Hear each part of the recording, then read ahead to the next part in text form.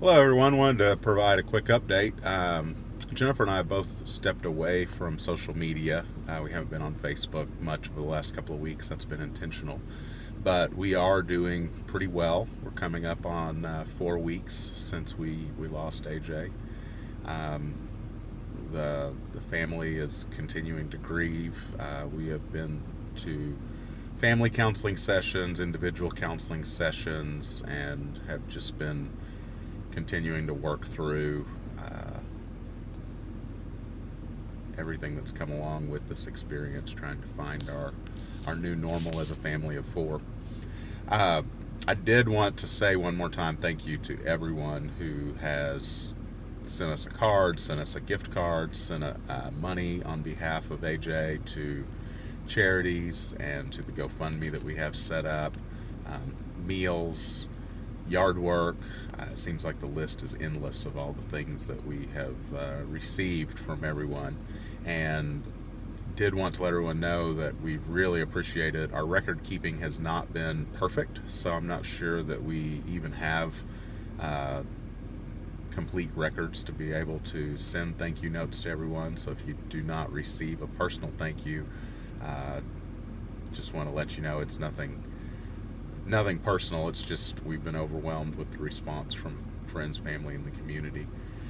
Along those lines with the GoFundMe, I also wanted to provide an update that we have plans for that money. So we've raised a little over $20,000 total between the GoFundMe and also some funds that we've received directly as checks and cash. $15,000 of that is going to be used to buy a new marimba for the Caddo Mills High School marching band. This is something that they had in the budget for a few years from now, and it's a new 3-octave marimba. That's the instrument that AJ loved, and we want to donate that. And the balance of the money will be used to start an endowment for a scholarship in AJ's honor. The first disbursement of that scholarship we're planning to do in 2025, which is the year that AJ would have graduated.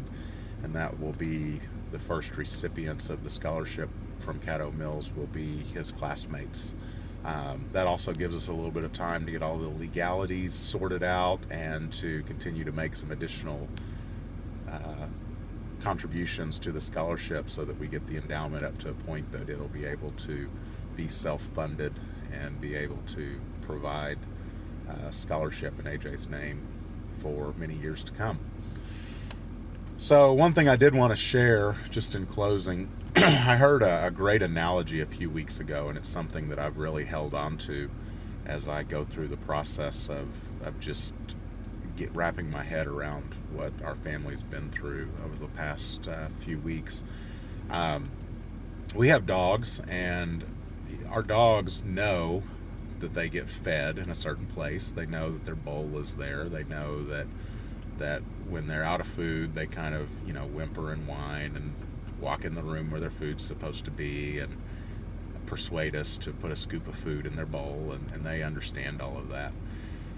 But what our dogs don't understand is our dogs don't understand how that food gets there. The dogs don't understand that there's a factory where the dog food is made. They don't understand that raw ingredients come into that factory. It goes through lots of machines to make it into dog food.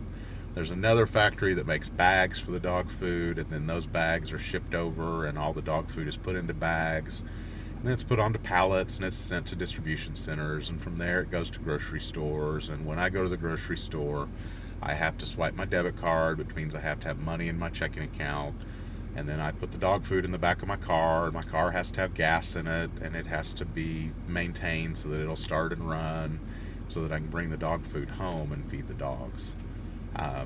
No dog, no matter how smart you think your dog is, could ever understand all of the details of that process, because it's just beyond the scope of anything that a dog could ever comprehend, to understand how the economy works, how debit cards work, how cars work, how factories work. It's just more than any dog could ever understand. And the same is true when you compare my understanding to God's plan. No matter how smart I think I am, I just am incapable of understanding all the nuances of God's plan. And when you look at it honestly, you kind of have, here's my dog, here's me, and then God's way up here out of the screen. And so,